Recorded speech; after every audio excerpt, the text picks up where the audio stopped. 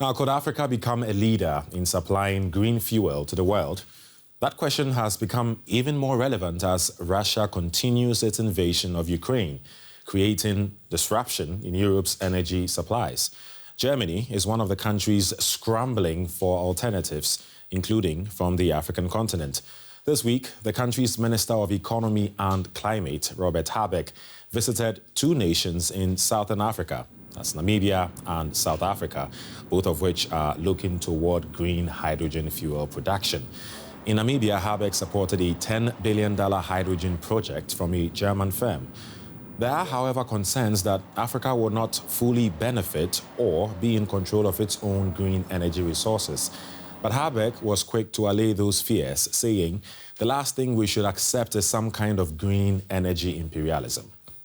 We'll explore all that with an expert in a bit. But first, what is green hydrogen and how can this clean fuel benefit Africa?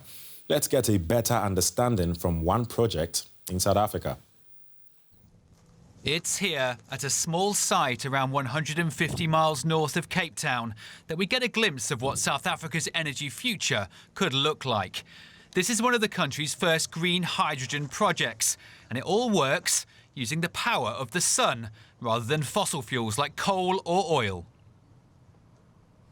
These two electrolyzer sticks, they get the energy from the sun, and then we supply them with pure water, and the process of electrolysis takes place in these two electrolyzer stacks. And when electrolysis happens here, water is split into hydrogen and oxygen. The facility is only producing a small amount of green hydrogen right now, but they are already planning to expand to a bigger commercial site. It's a renewable energy source that is seen as vital in the world's shift away from fossil fuels, and African countries are perfectly placed to lead the way. Production is especially suited to areas with plenty of sunshine that are less densely populated.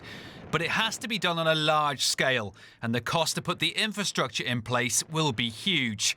So lots still to do, with many questions remaining too over whether South Africa is ready to take advantage. We really need to get some policy, regulatory and planning certainty, which gives investors the confidence to move forward in these very significant kind of projects. South Africa depends on coal for the lion's share of its power generation, driven by a large-scale coal mining industry. But it now sees green hydrogen as a key element of its transition away from the fossil fuel. And if the country gets this right, it could help transform the world's 13th biggest polluter into a green energy powerhouse, capable of producing 10 million tonnes of the stuff by 2050. Not only potentially leading Africa, but the world towards a green energy revolution. Joining me now is Jacob Muligeta, a professor of energy and development policy at the Faculty of Engineering, University College London. Hello and welcome to the program, sir. So, can Africa really be a leader in the world's green energy revolution? Thank you for having me. My answer is there is a strong theoretical possibility. Africa is endowed with significant renewable energy resources, from solar to wind, geothermal, depending on high quantities of it at different regions. The other aspect, of course, is that Africa also has many of the critical minerals for renewable energy, such as lithium, graphite, cobalt, copper, and rare earth minerals, which are absolutely critical for the development of renewable energy revolution. Okay, so the natural resources are there, their potential is there, but what needs to be in place to achieve that? Having the resources is one thing, again, and but it's about converting resources to tangible assets, and this is where the real challenge is.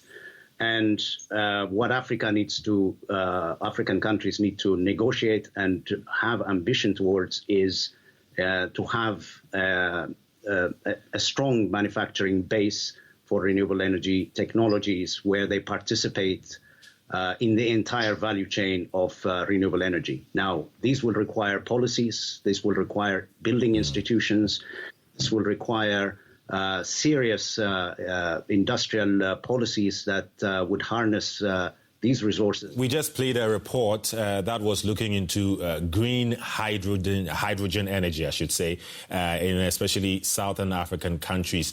Hypothetically, if this were to be possible, what will it mean for Africa to harness this source of energy?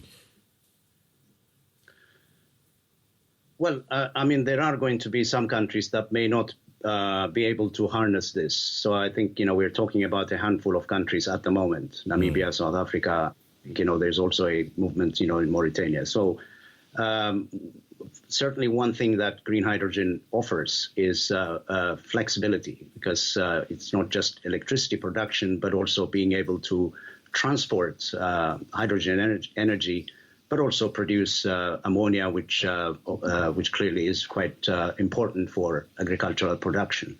So there are some meaningful benefits that could be acquired from the development of hydrogen energy. Okay, I'm sure just like many, I can't wait to see that become a reality. I mean, Russia's war in Ukraine is making especially Europe seek new sources of energy from Africa. But how can Africa fully benefit from green hydrogen energy and prevent it, in German Minister Habeck's words, from some kind of green energy imperialism? I think it's to be commended that the minister made that statement. What we have seen in the past is Africa being playing the role of the exporter of raw materials, but also importer of finished technologies, and that's something that needs to be avoided. I think that's what he meant by energy imperialism or climate imperialism, as some people would refer to it. So what it really means then is that Africa has to play a significant role in the entire value chain of renewable energy production as well as hydrogen production. It means, having the industrial base to be able to benefit in terms of jobs, in terms of economic security, and other co-benefits that come along with that. Okay. Jacob Mulugeta, Professor of Energy and Development Policy at the University College London. Thank you very much for your insights. Thank you. Thank you very much for having me.